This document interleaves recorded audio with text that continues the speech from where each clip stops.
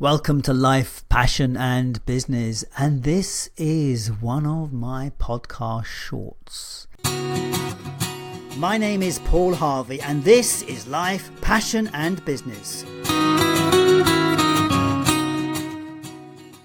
We're about helping you explore, finding your passion for life and the work that you do.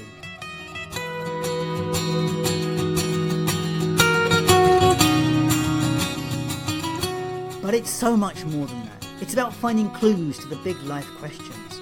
What does it mean to be successful? What is the meaning of life?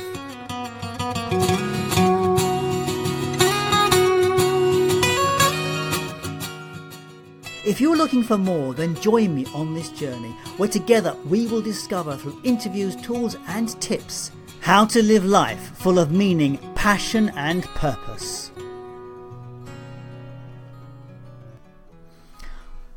Welcome to the Shortcast. Yes, I am doing one of those little short programs that I do occasionally. And the reason for this is this weekend is my birthday weekend. Yes, at Friday morning at 6:30 a.m. I was 56 years young. I tell you something, a birthday does seem to bring some things into focus. And although 56 is not that old, it is closer to 60 than it was to 50. I can no longer say I am in my mid-50s. I am definitely approaching 60.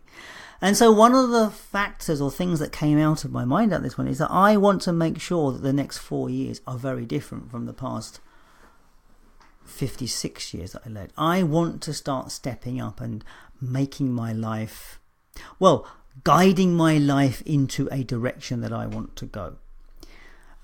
Some of that issue for me will be choosing where I want to go because I'm not great with choices. But I'm very good at helping other people with their choices. Isn't that amazing? It's one of those things I'm very good at doing. I'm very good at holding people to task and getting them to decide what they want. But I'm crap at it for myself. But I think that's just the way that the world works. We are often not so good at these things.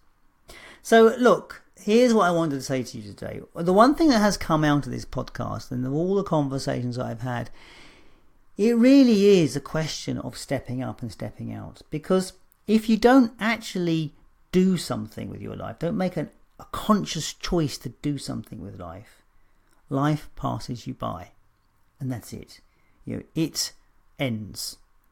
And one of the biggest regrets people have, the biggest regrets of the dying, and you can look it up because there are loads of books about it, is I wish I had done more, or I wish I had done this, or I wish I had said this. And it's all about things that regrets that they didn't do, things that they could have done but chose not to. And it's like, why do we do this to ourselves? Why don't we do the things we want to do? Why do we leave things to not do them?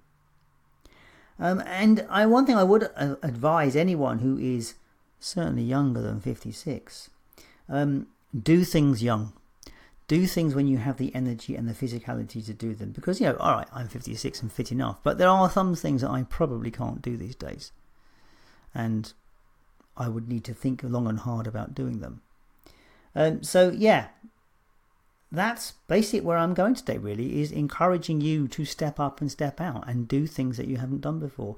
And you can do that in the small way, you don't have to do big things. You can choose to do things differently every day. So you can choose to speak to more people every day. You can choose to walk somewhere rather than drive somewhere. You can choose to go a different route somewhere. All these things allow opportunity for difference to come in. So what have I done for my birthday? What's the thing for me? So for my birthday, I put out a birthday offer for my marketing practice.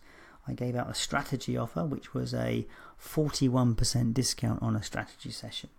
So if you're looking for marketing strategy, check out my LinkedIn profile. It might be something you would be interested in. Now, on the other side of stuff, on the life, passion, business, as I said, I want to raise the game on that. And one of the things I think is really important is accountability.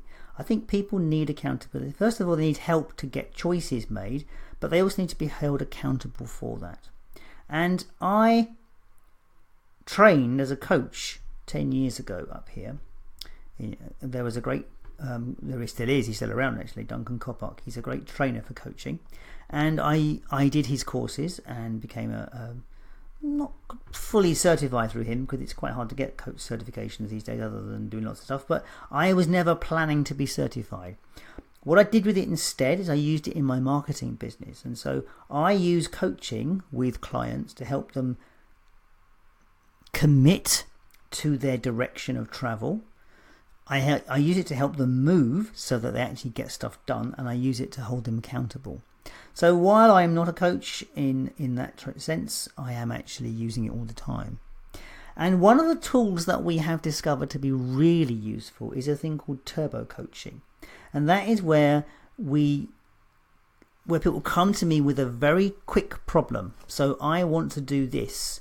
So what's the problem around it? Well, it's this and this and this. And we explore the options around resolving that. And most of the time, the coachee always knows what they want to do. It's just, or what they need to do. It's just they don't feel quite comfortable with doing it. And the coaching techniques or process gets them to a place where they kind of go, yeah, okay, I can see I have no choice but to get that done. So that's kind of how that works. And then the other side of this process is the accountability. So we set firm deadlines and plans as to when it's going to happen. So you can do that for yourself. You don't need to go and coach with it. You just need to make some decisions. This is what I want to do. These are the issues why I'm not doing it. These are the things I don't feel comfortable with. Screw it, now get on with it. And this is the time I'm going to do it more for. That's all it takes, really. It just takes commitment. Write it down.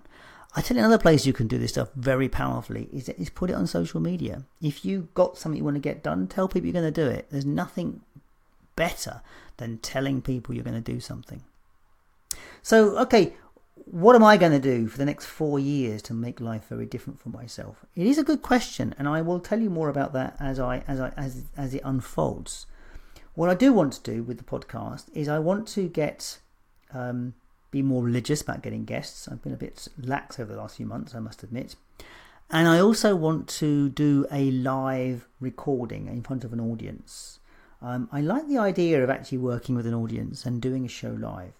And what that might look like, I'm not quite sure. I think it might need a different structure or a different plan to what we've currently got. And if anyone's got any ideas on what I think I should be doing, I would really love to hear them. So, yep, I have a podcast coming out this week. I interviewed a lady called Zoe Cohen. And that will be an interesting conversation with some people, because she is a member of Extinction Rebellion. And she's exploring quite what that means and how she got there. So look out for that one. Anyway, that is my shortcast today. I will post some links up, certainly on the podcast itself. And if you're interested in any of the things I've mentioned, go to the Life, Passion and Business website and you will find details there. Anyway, thank you for listening, and I will catch you later.